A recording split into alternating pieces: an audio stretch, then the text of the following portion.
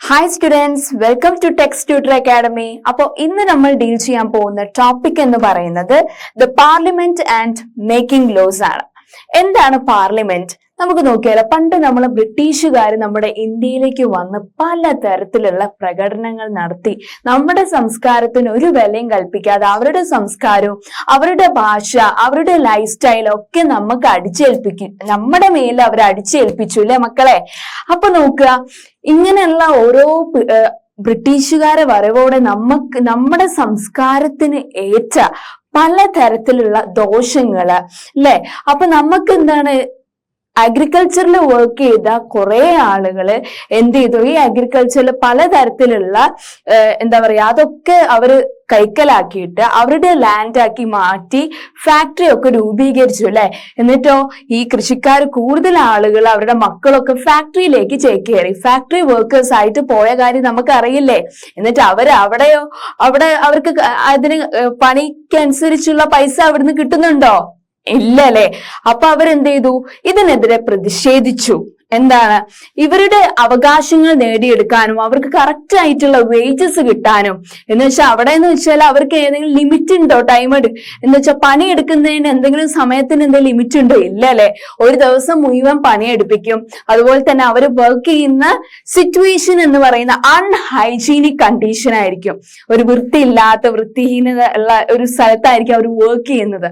അപ്പൊ അതൊക്കെ ഇംപ്രൂവ് ചെയ്യാൻ വേണ്ടി ആളുകൾക്ക് എന്ത് ചെയ്തു, ഒരു ബുദ്ധി ഉദിച്ചു. എന്താണ്, ഒരു റിവോൾട്ട്. ഈ ബ്രിട്ടീഷുകാർക്കെതിരെ നമ്മുടെ ഇന്ത്യൻ ഫ്രീഡം നാഷണലിസ്റ്റ് ആയ നമ്മുടെ മഹാത്മാഗാന്ധി, അതുപോലെ തന്നെ പ്രൈം മിനിസ്റ്റർ നെഹ്റുവിന്റെ നേതൃത്വത്തില് സുഭാഷ് ചന്ദ്രബോസ്, സരോജിനി നായിഡു, അങ്ങനെ കുറെ ആളുകളുടെ നേതൃത്വത്തില് എന്തായി, ഒരു ഫ്രീഡം സ്ട്രഗിൾ, നമുക്ക് ഇൻഡിപെൻഡൻസ് നേടിയെടുക്കാൻ വേണ്ടിയിട്ട് അല്ലെ, സ്വാതന്ത്ര്യം നേടിയെടുക്കാൻ വേണ്ടിയിട്ട് ഒരു ഫ്രീഡം സ്ട്രഗിൾ നടന്നു. എന്നിട്ട് നമ്മൾ വിജയിച്ചില്ലേ. എന്നിട്ട് നമ്മൾ ഏത് വർഷമാണ് നമുക്ക് സ്വാതന്ത്ര്യം നേടിയത് മക്കളെ?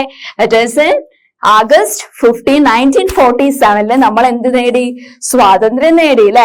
അപ്പോ ആ ഒരു ടൈമിൽ, പണ്ടത്തെ ടൈമിൽ നമ്മൾ എന്താണ്, ഗ്രാമത്തിലാണെങ്കിലും ടൗൺ സിറ്റീസിലാണെങ്കിലും, ഇപ്പൊ ഗ്രാമത്തിലെ കാര്യം നമുക്ക് നോക്കുകയാണെങ്കിൽ ഇങ്ങനെ ഗ്രാമസഭാസ് ഒക്കെ ഉണ്ടായിരുന്നു. ആ സഭയിലായിരിക്കും എന്തെങ്കിലും ആ ഒരു ഗ്രാമത്തിൽ നടക്കുന്ന എന്തെങ്കിലും പ്രശ്നങ്ങൾക്ക് ഇത് കാണാൻ വേണ്ടിയിട്ട് അവിടെ ഉണ്ടാവും ഒരു വാർഡ് മെമ്പർ ഉണ്ടാവും, ഒരു പ്രസിഡന്റ് ഉണ്ടാവും. ആ പ്രസിഡന്റിനോട് നമ്മൾ പറയും ഇത്തരം കാര്യങ്ങൾ, നമുക്കൊരു റോഡ് വേണം, അല്ലെങ്കിൽ സ്കൂള് വേണം, അല്ലെങ്കിൽ നമുക്ക് ഓരോ എന്താ പറയാ വെള്ളമില്ല, അതിനൊക്കെ നമുക്ക് പരിഹാരം കിട്ടുന്നത് എവിടെയായിരുന്നു? ആ ഒരു സഭകളിലായിരുന്നു, ഗ്രാമസഭയിലായിരുന്നു. പിന്നെ അത് ഗ്രാമപഞ്ചായത്ത് ആയതൊക്കെ നമുക്ക് അറിയാം അല്ലെ. നമ്മൾ കഴിഞ്ഞ സെഷനിലുള്ള കുറെ ക്ലാസ്സസിൽ അതിനെ കുറിച്ച് പറഞ്ഞതാണ് അല്ലെ മക്കളെ. അപ്പോ ആ ഒരു ടൈമിൽ എന്ത് ചെയ്തു, ഇപ്പൊ പല സംസ്ഥാനങ്ങളിലുള്ള, ഇപ്പൊ നമുക്കറിയാം ഇന്ത്യ എന്ന് പറയുമ്പോൾ 29 സംസ്ഥാനങ്ങൾ അടങ്ങിയിട്ടുള്ള ഒരു വലിയ രാജ്യമാണ് അല്ലെ. അപ്പൊ അവിടെയുള്ള സംസ്ഥാനങ്ങളൊക്കെ വിഷയം കൈകാര്യം ചെയ്യാൻ എല്ലാവർക്കും പറ്റുന്നുണ്ടോ? അപ്പൊ അവര് ആലോചിച്ചു, എന്താണ്, ഒരു പാർലമെന്റ്, ഒരു കോൺസ്റ്റിറ്റ്യൂഷൻ, ഒരു ഭരണഘടന വേണം എന്ന്. അങ്ങനെ BR അംബേദ്കറിന്റെ നേതൃത്വത്തിൽ ഒരു പ്രിയാമ്പിൾ, ഒരു കോൺസ്റ്റിറ്റ്യൂഷൻ രൂപീകരിക്കാനുള്ള പ്രിയാമ്പിൾ വരികയും അല്ലെ. അതുപോലെ തന്നെ ഒരു കോൺസ്റ്റിറ്റ്യൂന്റ് അസംബ്ലി അവർ കൂടി. അവിടുത്തെ അസംബ്ലി എന്ന് പറയുമ്പോൾ ഓരോ സ്റ്റേറ്റിലെ പ്രതിനിധീകരിച്ചുള്ള റെപ്രസെന്റേറ്റീവ് ഒരുമിച്ചുള്ള ഒരു കോൺസ്റ്റിറ്റ്യൂന്റ് അസംബ്ലി കൂടി അല്ലെ. അവരൊക്കെ എന്തിനു വേണ്ടിയിട്ട്, ഒരു നല്ലൊരു പാർലമെന്റ് നമുക്ക് രൂപീകരിക്കാൻ വേണ്ടിയിട്ടായിരുന്നു അല്ലെ. ആ പാർലമെന്റ് എന്ന് പറയുമ്പോൾ പാർലമെന്റിന് 2 ഡിവിഷൻസ് ഉണ്ടല്ലേ മക്കളെ. എന്തൊക്കെയാണ് പാർലമെന്റിന്റെ 2 ഡിവിഷൻസ്? രാജ്യസഭ, ലോക്സഭ അല്ലെ. രാജ്യസഭ എന്ന് പറയുമ്പോൾ സ്റ്റേറ്റ് അഫയേഴ്സ് ഒക്കെ ഡിസ്കസ് ചെയ്യുന്ന, ലോക്സഭ എന്ന് പറയുമ്പോൾ പീപ്പിളിന് റെപ്രസെന്റേറ്റീവ്സ് എല്ലാം കൂടെ ഡിസ്കസ് ചെയ്യുന്നത് അല്ലെ. പീപ്പിളുടെ പ്രോബ്ലംസ് ഡിസ്കസ് ചെയ്യുന്നത്, അവരുടെ സോഷ്യൽ ഇൻട്രസ്റ്റ് ഡിസ്കസ് ചെയ്യുന്നത്. അപ്പൊ അതിനെ കുറിച്ച് എങ്ങനെയാണ് നമ്മുടെ പാർലമെന്റ് വന്നത്? പിന്നെ പാർലമെന്റ് റിലേറ്റഡ് ആയിട്ടുള്ള നമ്മുടെ ലെജിസ്ലേച്ചർ അറിയാം. അതിന്റെ 3 ഫോംസ് നമുക്ക് എന്തൊക്കെയാണ്? Legislature, executive, judiciary. അങ്ങനെ ജുഡീഷ്യറിയിലാണ് എന്ത് വരുന്നത് മക്കളെ? ലോസ് മേക്ക് ചെയ്യുക അല്ലെ, നിയമനിർമ്മാണം നടത്തുന്നതൊക്കെ എവിടെയാണ്? ജുഡീഷ്യറി കോർട്സിലാണ് അല്ലെ. സുപ്രീം കോർട്ട്, ഹൈക്കോർട്ട്, അങ്ങനെ പലതരത്തിലുള്ള കോർട്സ് വന്നു അല്ലെ. അപ്പൊ എങ്ങനെയാണ് ഈ പാർലമെന്റ് രൂപീകരിച്ചതെന്ന് നമുക്ക് നോക്കിയാലോ മക്കളെ. Okay, why should people decide? എപ്പോ മുതലാണ് ആളുകൾ തീരുമാനിച്ചത്? അവർക്കൊരു പാർലമെന്റ് വേണം അല്ലെ? അവരുടെ സോഷ്യൽ പ്രോബ്ലംസ് ഒക്കെ സോൾവ് ചെയ്യാനായിട്ട് അവർക്ക് മിനിസ്റ്റേഴ്സ് വേണമായിരുന്നു അല്ലെ? അങ്ങനെ പല സ്റ്റേറ്റും നമ്മൾ എലക്ഷൻസ് നടത്തിയിട്ട് നമ്മളെ റെപ്രസെന്റേറ്റീവിന് നമ്മൾ എന്താക്കും? MP ആക്കി, മെമ്പർ ഓഫ് പാർലമെന്റ് അല്ലെ? MP എന്ന് പറയുമ്പോൾ മെമ്പർ ഓഫ് പാർലമെന്റിലേക്ക് അയച്ചിട്ട് ഒരു സൊസൈറ്റിന്റെ ഇൻട്രസ്റ്റ്, അവരുടെ സോഷ്യൽ പ്രോബ്ലംസ് എന്തൊക്കെയാണെന്ന് അറിഞ്ഞിട്ട് അത് പാർലമെന്റിൽ ഡിസ്കഷൻസ് നടത്തിയിട്ടാണ് അത് സോൾവ് ചെയ്യിപ്പിക്കുക. ഓക്കെ, അപ്പൊ ആളുകള് തീരുമാനിച്ചു അവർക്ക് സ്വന്തമായിട്ട് ഒരു പാർലമെന്റ് വേണമെന്ന് അല്ലെ? ഓക്കെ, ഫസ്റ്റ് പോയിന്റ് നമുക്ക് നോക്കിയാൽ എന്താണ്? India as we know became independent on എപ്പോഴാണ്? It is in 15th August 1947 അല്ലെ? ആഗസ്റ്റ് 15 1947 നമ്മുടെ ഇന്ത്യ സ്വാതന്ത്ര്യം നേടിയത് അല്ലെ? Okay, this was A long and difficult struggle. നമുക്കറിയാം, അത്ര പെട്ടെന്നാണോ നമുക്ക് സ്വാതന്ത്ര്യം നേടിയത്? നമ്മളല്ല അല്ലെ? അത്രയും സാഹസികമായ പലതരത്തിലുള്ള സ്ട്രഗിൾസ് നമ്മൾ അതൊക്കെ താണ്ടിയിട്ടാണ് നമ്മൾ സ്വാതന്ത്ര്യം നേടിയത് അല്ലെ? Okay, and people from various background joined the struggle. Second point നോക്കിക്കേ മക്കളെ, people from various background, പലതരത്തിലുള്ള ബാക്ക്ഗ്രൗണ്ടിലുള്ളതെന്ന് പറയുമ്പോ നമ്മുടെ സ്റ്റേറ്റ്സ്, ഇന്ത്യൻ സ്റ്റേറ്റ്സിൽ എല്ലാവരും അവിടെയൊക്കെ കേന്ദ്രീകരിച്ചുള്ള ഒരു യൂണിയൻ ഓഫ് വർക്കേഴ്സ് അല്ലെങ്കിൽ പെസൻസ്, അവിടെയുള്ള ലീഡേഴ്സ് എല്ലാം കൂടെ ഒത്തുകൂടിയിട്ടാണ് പല സംസ്കാരത്തിൽ നിന്ന് വരുന്ന ആളുകൾ എല്ലാവരും കൂടെ ഒരു യൂണിയനായി ചേർന്നിട്ടാണ് നമ്മൾ സ്വാതന്ത്ര്യം കൈവരിച്ചത് അല്ലെ? ഇതാണ് various background, people from various background join the struggle എന്ന് പറയുന്നു. പിന്നെ എന്തിനു വേണ്ടിയിട്ടായിരുന്നു നമ്മൾ ഈ ഒരു യൂണിയൻ ചേർന്നത്? എല്ലാവരും ഒത്തൊരുമയോടെ സ്വാതന്ത്ര്യം നേടാൻ ആഗ്രഹിച്ചത്. ഇറ്റ് ഈസ് ഫോർ ഇക്വാലിറ്റി, എല്ലാവർക്കും തുല്യ അവകാശം ഉണ്ടായിരിക്കുക എല്ലാ രീതിയിലും. അത് ജോബിലായിക്കോട്ടെ, ജോബ് കിട്ടാനായിക്കോട്ടെ, അല്ലെങ്കിൽ വിദ്യാഭ്യാസം കിട്ടാൻ ആയിക്കോട്ടെ. And participation in decision making എന്ന് വെച്ചാൽ ഈ ആളുകള് ഇപ്പൊ പൂർ ആയിക്കോട്ടെ, റിച്ച് ആയിട്ടുള്ള പീപ്പിൾ ആയിക്കോട്ടെ, എല്ലാവർക്കും വോട്ട് ചെയ്യാനുള്ള അവകാശം ഉണ്ടായിരിക്കണം. എല്ലാവർക്കും അതിലുള്ള താഴ്ന്നതിലുള്ള ആളുകളിൽ നിന്നും ആളുകളെ കാൻഡിഡേറ്റ് ആയിട്ട് ഇലക്ഷനിൽ നിലനിർത്തണം. അങ്ങനെ അല്ലെ? എന്ന് വെച്ചാൽ അവരുടെ ഇടയിൽ നിന്ന് ഒരാൾ വന്നാലല്ലേ അവരുടെ പ്രശ്നങ്ങൾ അവർക്ക് സൊല്യൂഷൻ കാണാൻ പറ്റൂ അല്ലെ മക്കളെ? Okay, and under colonial rule, ബ്രിട്ടീഷുകാർ ഭരിക്കുന്ന കാലഘട്ടത്തെ എന്തൊക്കെയായിരുന്നു ഉണ്ടായിരുന്നത്? The people had lived in fear. ആളുകൾ പേടിയോടെയാണ് ജീവിച്ചത്. ഇനിയുള്ള കാലഘട്ടം എങ്ങനെയായിരിക്കും? ഇവരുടെ ക്രൂരതകൾ നിറഞ്ഞിട്ടുള്ള കാലഘട്ടമായിരിക്കുമോ എന്നൊരു ഇതായിരുന്നു നമ്മുടെ ഇന്ത്യൻ സിറ്റീസിന് ഉണ്ടായിരുന്നത് അല്ലെ? ഇവരൊന്നും ഈ ഒരു ഡിസിഷനെ അംഗീകരിച്ചില്ല എന്നതാണ് പറയുന്നത്. They did not agree with many of the decision they took. നമ്മൾ പല ഫ്രീഡം സ്ട്രഗിൾസ് നടത്തിയതിനെതിരെയായിരുന്നു ബ്രിട്ടീഷുകാര് അല്ലെ? നെക്സ്റ്റ് സ്ലൈഡിൽ ബാക്കിയുള്ള കാര്യങ്ങൾ പറയാട്ടോ. But they faced grave danger if they try to criticise this decisions. ബ്രിട്ടീഷുകാർക്ക് മനസ്സിലായി എന്താണ്, ഇനി ഞങ്ങൾ ഈ ഇന്ത്യൻ സിറ്റിസൺസിനെതിരെ എക്സ്പ്ലോയിറ്റേഷൻ തുടർന്നാൽ അത് വലിയ ദുരിതമായിരിക്കും ബ്രിട്ടീഷുകാർക്ക് ഉണ്ടാവുക എന്ന് അവർക്ക് മനസ്സിലായില്ലേ കുട്ടികളെ? Next, the freedom movement change this situation. അങ്ങനെ ഫ്രീഡം മൂവ്മെന്റ് അവിടെയുള്ള ഇന്ത്യയിലുള്ള പല ഡിസ്ക്രിമിനേഷൻസും ഇൻഇക്വാലിറ്റീസും ഒക്കെ ഇല്ലാതാക്കി അല്ലെ? ആൻഡ് നെക്സ്റ്റ് പോയിന്റ് നോക്കുക. The nationalist begin to openly criticise the British government and make demands. എന്താണ് അവിടെയുള്ള നാഷണലിസ്റ്റ്, ഫ്രീഡം സ്ട്രഗിൾ നേതൃത്വം കൊടുത്ത നാഷണലിസ്റ്റ് ബ്രിട്ടീഷുകാർക്കെതിരെ അവിടെ നടത്തിയ എല്ലാ കൊള്ളരുതായ്മയും ഒക്കെ ചൂണ്ടിക്കാട്ടി എന്നാണ് കേട്ടോ പറയുന്നത്. Next one, as far back as 1885. അപ്പൊ 1885 ആ ഒരു കാലഘട്ടം നമുക്ക് നോക്കാം. The Indian national Congress demanded that there be elected members in the legislature. എന്താണ് പറഞ്ഞത്? 1885 നമ്മുടെ ഇന്ത്യൻ നാഷണൽ കോൺഗ്രസ് ലീഡേഴ്സ് പറഞ്ഞു അല്ലെ? എന്താണ് പറഞ്ഞത്? there be elected members in the legislature. അവിടെ നമ്മുടെ കോൺസ്റ്റിറ്റ്യൂഷൻ രൂപീകരിക്കുന്ന അതിന്റെ മുന്നേ നമ്മുടെ ഇന്ത്യൻ നാഷണൽ കോൺഗ്രസിലുള്ള കുറെ ലീഡേഴ്സ് പറഞ്ഞു നമുക്ക് എന്ത് വേണം, എലക്ഷൻസ് നടത്തിയിട്ട് നമ്മൾ ആളുകള് ഈ റെപ്രസെന്റേറ്റീവ്സിനെ തെരഞ്ഞെടുക്കണം അല്ലെ? പിന്നെ അങ്ങനെ ആയാലേ നമ്മുടെ സാമ്പത്തികപരമായിട്ടുള്ള കാര്യങ്ങൾ ഡിസ്കസ് ചെയ്യാൻ വേണ്ടിയിട്ട് ബഡ്ജറ്റ് സെഷൻസ് നമുക്ക് നടത്താൻ പറ്റുള്ളൂ. നമ്മുടെ ആവശ്യങ്ങൾ അങ്ങോട്ടും ഇങ്ങോട്ടും ക്വസ്റ്റ്യൻ ഹവറിലൂടെ, അതെന്ന് വെച്ചാൽ പാർലമെന്റിലെ ഒരു സെഷനാണ് ക്വസ്റ്റ്യൻ ഹവർ എന്ന് പറയുന്ന. പല സ്റ്റേറ്റിലുള്ള പല റെപ്രസെന്റേറ്റീവ്സ് അവിടെയുള്ള സോഷ്യൽ പ്രോബ്ലംസ് ഡിസ്കസ് ചെയ്യുക, അല്ലെങ്കിൽ അവിടെ നിലനിൽക്കുന്ന നമ്മുടെ ഗവൺമെന്റിന് പല ഡീമെറിറ്റ്സും വിളിച്ചു പറയുക. അതൊക്കെ എന്താ ക്വസ്റ്റ്യൻ ഹവറിലുള്ളതാണ്. അപ്പൊ ക്വസ്റ്റ്യൻ ഹവറിൽ ഒരു ലിമിറ്റ് ഒക്കെ ഉണ്ട് മക്കളെ. എന്താന്ന് വെച്ചാല് ഈ ക്വസ്റ്റ്യൻസ് നമ്മൾ എന്തൊക്കെ ചോദിക്കുന്ന ക്വസ്റ്റ്യൻസ് ഒക്കെ ആദ്യമേ എന്ത് ചെയ്യണം, അവിടെ സബ്മിറ്റ് ചെയ്യണം. ഓക്കെ, നെക്സ്റ്റ് നോക്കുക. And the government of India act 1909, അങ്ങനെ 1909 വന്നിട്ടുള്ള നിയമമായിരുന്നു ഗവൺമെന്റ് ഓഫ് ഇന്ത്യ ആക്ട് 1909. അതെന്താണ് കുട്ടികളെ ഉദ്ദേശിക്കുന്നത്? It allowed for some elected representation. അപ്പൊ 1909 ഗവൺമെന്റ് ഓഫ് ഇന്ത്യ ആക്ട് പ്രകാരം എന്താണ് അവിടെ നിലവിൽ വന്നത് അല്ലെ? എലക്റ്റഡ് റെപ്രസെന്റേഷൻ അവിടെ ആവാം. ഇലക്ഷൻസ് നടത്തിയിട്ട് നമുക്ക് കാൻഡിഡേറ്റ്സിനെ ചൂസ് ചെയ്യാം എന്നൊരു ആക്ട് അവിടെ നിലവിൽ വന്നു കേട്ടോ കുട്ടികളെ. Okay, and while this early legislation under the British government were in response to the growing demands of the nationalist. ആ ഒരു എലക്റ്റഡ് റെപ്രസെന്റേറ്റീവ്സ് അവിടെ അലൗഡ് ആയി അല്ലെ ഇന്ത്യയില്. ആരെ ഗവൺമെന്റിന്റെ ഇതിലായിരുന്നു അപ്പോ? നമ്മുടെ ഇന്ത്യ ബ്രിട്ടീഷ് ഗവൺമെന്റിനെതിരെയായിരുന്നു അല്ലെ. They did not allow for all. പക്ഷെ ഈ ബ്രിട്ടീഷ് ഗവൺമെന്റ് പറഞ്ഞു എല്ലാ ഇന്ത്യൻ സിറ്റിസൺസിനും വോട്ട് ചെയ്യാനുള്ള അവകാശം ഞങ്ങൾ അനുമതി നൽകില്ല എന്നാണ് ബ്രിട്ടീഷ് ഗവൺമെന്റ് പറഞ്ഞത്.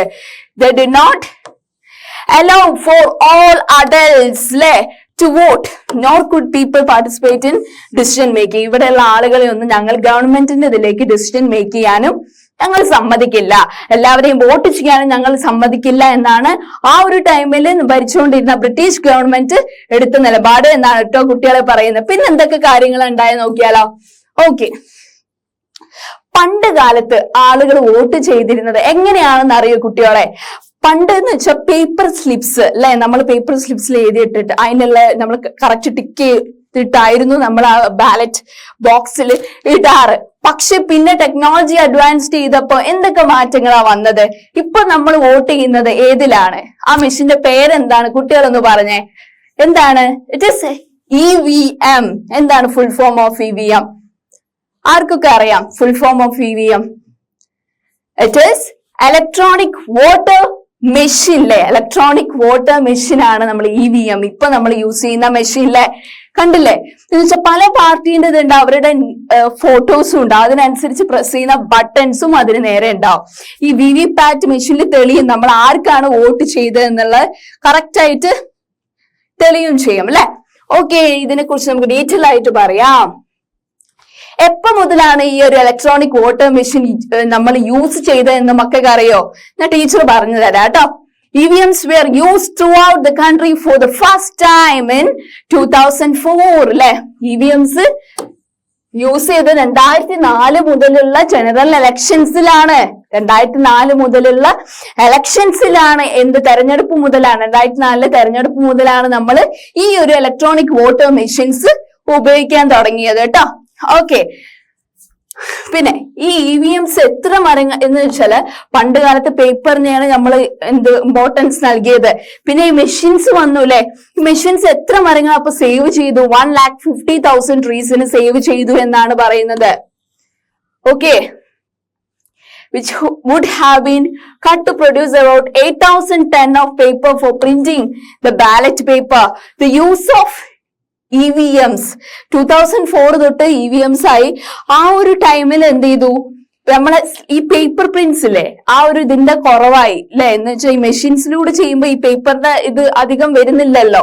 അപ്പൊ അത് കുറെ 1,50,000 മരങ്ങളെ അത് സേവ് ചെയ്തു, സംരക്ഷിച്ചു എന്നാണ് പറയുന്നത്. നമുക്കറിയാം, നമ്മൾ എപ്പോഴും ഇപ്പൊ നിങ്ങളെ ക്ലാസ്സിൽ തന്നെ നോക്കുമ്പോ കുറെ ആളുകൾ എന്ത് ചെയ്യും, പല ഗെയിംസ് കളിക്കാൻ വേണ്ടി പേപ്പർ ഓരോന്നായിട്ട് കയറി കളിക്കുമ്പോ ടീച്ചേഴ്സ് അല്ലെങ്കിൽ വേറെ ഏതെങ്കിലും ഫ്രണ്ട്സ് പറയും അല്ലെ, വീട്ടിലുള്ള ആളുകൾ പറയും അങ്ങനെ ഇതാക്കരുത്, നമ്മൾ പേപ്പർ വെറുതെ ആക്കരുത്, നമ്മൾ മരങ്ങളിൽ നിന്നാണ് പേപ്പറിന്റെ ഇത് എന്നൊക്കെ നമ്മൾ പഠിച്ചിട്ടില്ലേ. അപ്പോ ഈ മെഷീൻസ് വന്നതോടെ ഈ മരങ്ങളൊക്കെ പ്രൊട്ടക്റ്റഡ് ആയി അല്ലെ. അവരെ അധികം നമ്മൾ ചൂഷണം ചെയ്യുന്നില്ല, അതാണ് കേട്ടോ ഉദ്ദേശിക്കുന്നത്. Okay, next one, people and their representatives. നമ്മൾ പറഞ്ഞു അല്ലെ, പിന്നെ elections നടത്താനുള്ള ഒരു ആക്ട് ഒക്കെ ഗവൺമെന്റ് ആക്ട് ഓഫ് ഇന്ത്യ വന്നു. അപ്പൊ election നമുക്ക് എന്ത് ചെയ്യാം, elections നടത്താം. അങ്ങനെ EVM ഇലക്ട്രോണിക് വോട്ടർ മെഷീൻ 2004 മുതൽ വന്നു എന്നൊക്കെ. അപ്പൊ പീപ്പിളും അവര് എലക്ട് ചെയ്ത അല്ലെ, അവര് സെലക്ട് ചെയ്ത റെപ്രസെന്റേറ്റീവ്സും അവരെ കുറിച്ച് നമുക്കൊന്ന് അറിയാം അല്ലെ. നെക്സ്റ്റ്,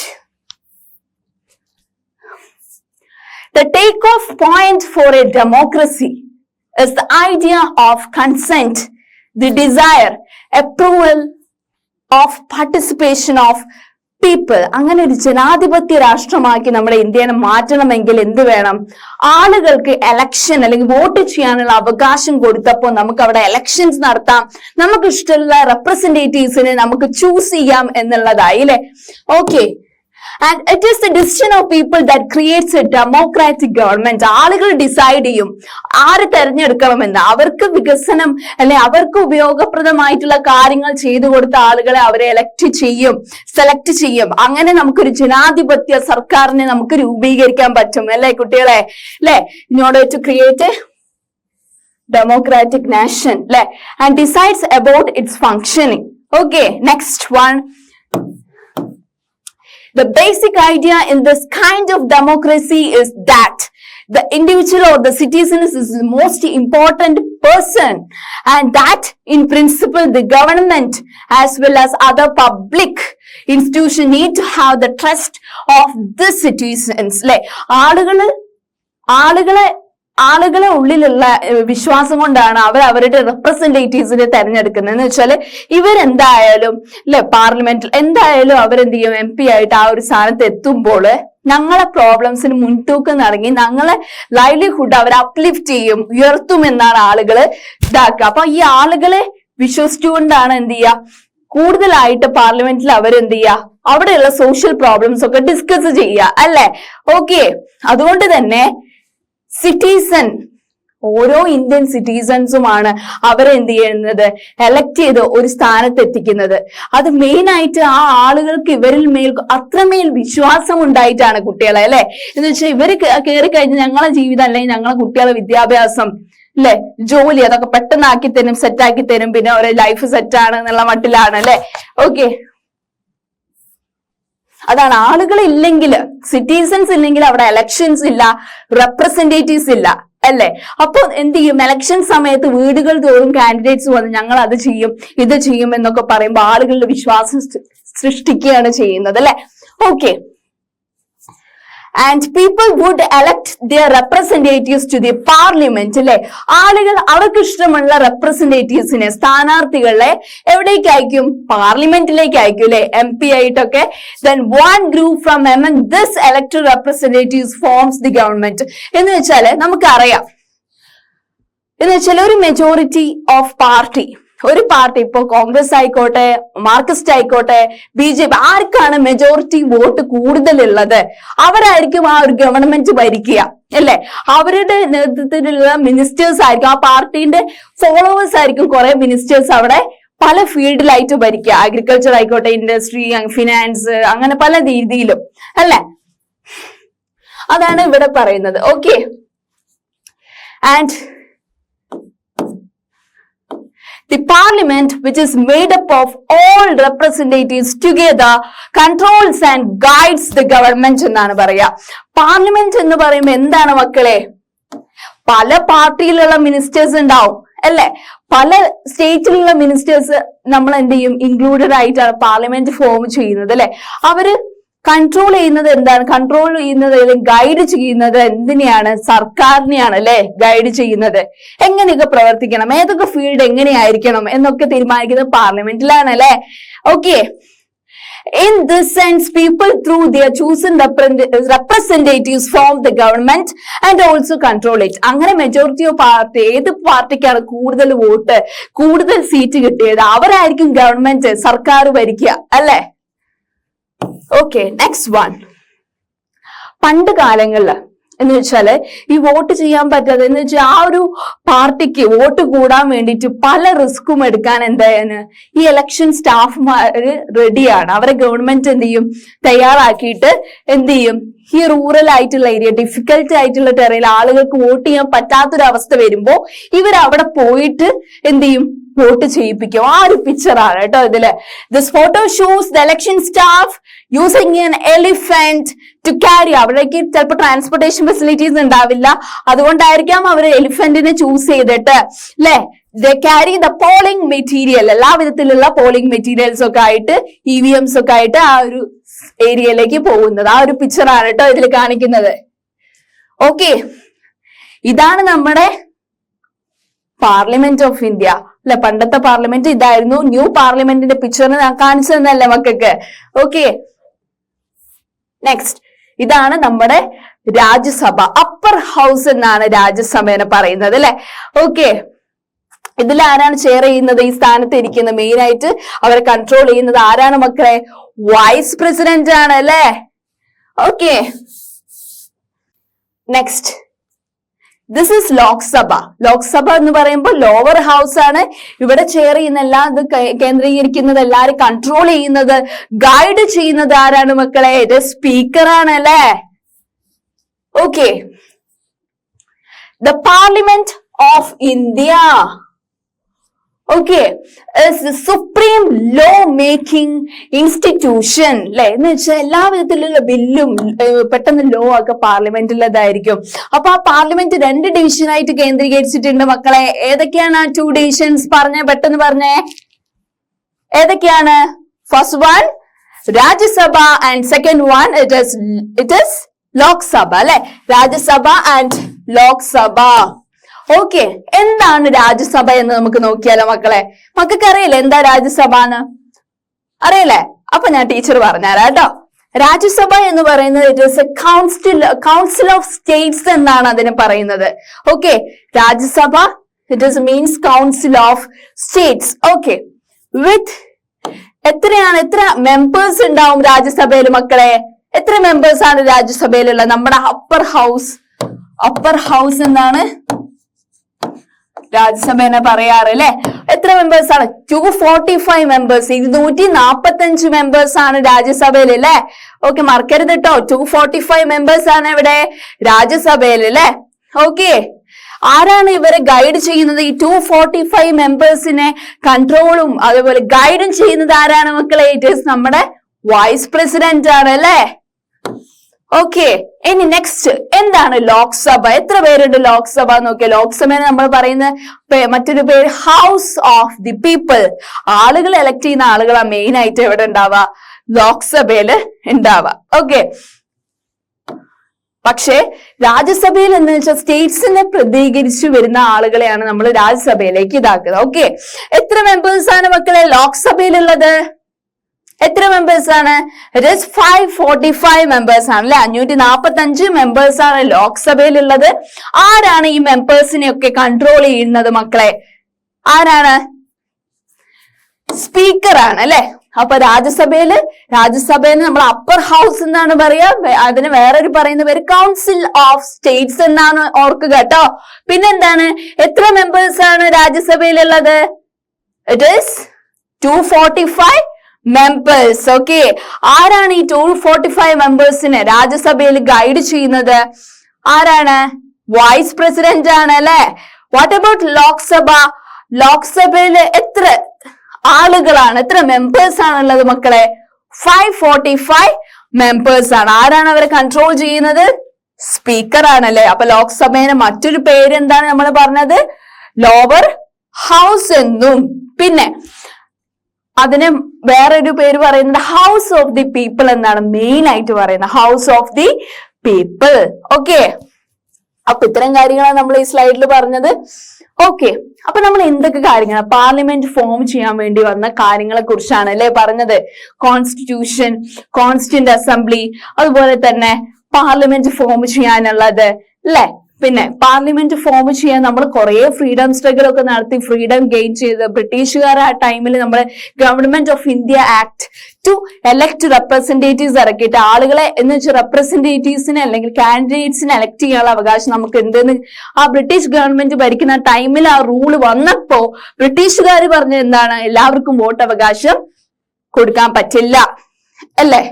എല്ലാവരെയും വേണ്ടി ഡിസിഷൻ മേക്കിങ്ങിൽ ഈ ഒരു ഡിസിഷൻ മേക്കിങ്ങില് എന്ന് വെച്ചാൽ സർക്കാർ ബ്രിട്ടീഷുകാർക്ക് കയ്യിലായിരുന്നു ആ ഒരു ടൈമിൽ. അപ്പൊ എല്ലാരെയും ഡിസിഷൻ മേക്കിങ്ങിൽ ഇതാക്കാൻ പറ്റില്ല എന്നുള്ളതും അവർ പറഞ്ഞു. അങ്ങനെ നീണ്ട കാലഘട്ടം പല പല വർഷങ്ങൾ താണ്ടി നമ്മൾ സ്വാതന്ത്ര്യം 1947 ആഗസ്റ്റ് 15 കൈവരിക്കുകയും നമുക്കൊരു പാർലമെന്റ് രൂപീകരിച്ചു അല്ലെ. പാർലമെന്റ് മെയിൻലി രണ്ട് ഡിവിഷൻസ് ഉണ്ട് എന്ന് പറഞ്ഞു, രാജ്യസഭ ആൻഡ് ലോക്സഭ അല്ലെ. രാജ്യസഭേനെ നമ്മൾ പറയുന്ന പേരെന്താണ് മക്കളെ? ഇറ്റ് ഈസ് അപ്പർ ഹൗസ് എന്നും കൗൺസിൽ ഓഫ് സ്റ്റേറ്റ്സും എന്നാണ് നമ്മൾ രാജ്യസഭേനെ പറയുന്നത് അല്ലെ. രാജ്യസഭയിൽ എത്ര മെമ്പേഴ്സ് ആണെന്ന് നമ്മൾ പറഞ്ഞത് മക്കളെ? 245 മെമ്പേഴ്സ് ആണ് രാജ്യസഭയിൽ അല്ലെ. പിന്നെ ഈ ഒരു രാജ്യസഭയിൽ ഈ 245 മെമ്പേഴ്സിനെയും കൺട്രോൾ ചെയ്യുന്നത് ആരാണ് മക്കളെ? ഇറ്റ് ഈസ് വൈസ് പ്രസിഡന്റ് ആണ് അല്ലെ. What about Lok Sabha? ലോക്സഭന് മറ്റൊരു പേര് ലോവർ ഹൗസ് എന്നും ഹൗസ് ഓഫ് ദി പീപ്പിൾ എന്നും പറയാറുണ്ട് അല്ലെ. അപ്പൊ അവിടെ എത്ര മെമ്പേഴ്സ് ആണ്? 545 മെമ്പേഴ്സ് ആണ്. അപ്പൊ ആ മെമ്പേഴ്സിനെ ഒക്കെ കൺട്രോൾ ചെയ്യുന്നത് ആരാണ് മക്കളെ? സ്പീക്കർ ആണ് അല്ലെ. സ്പീക്കർ ആണ് കൺട്രോൾ ചെയ്യുന്നത്. ഓക്കെ. പിന്നെ ഈ ഒരു ഇത്രയും കാര്യങ്ങളാണ് നമ്മൾ ഈ ഒരു സെഷനിൽ മെയിൻ ആയിട്ട് പറഞ്ഞത്. ഓക്കെ. അപ്പൊ നെക്സ്റ്റ് സെഷനിൽ ഈ ഒരു പാർലമെന്റിന്റെ റോളിനെ കുറിച്ച് നമുക്ക് മെയിൻ ആയിട്ട് അടുത്ത സെഷനിൽ നമുക്ക് ഡിസ്കസ് ചെയ്യാം കേട്ടോ. Okay, thank you.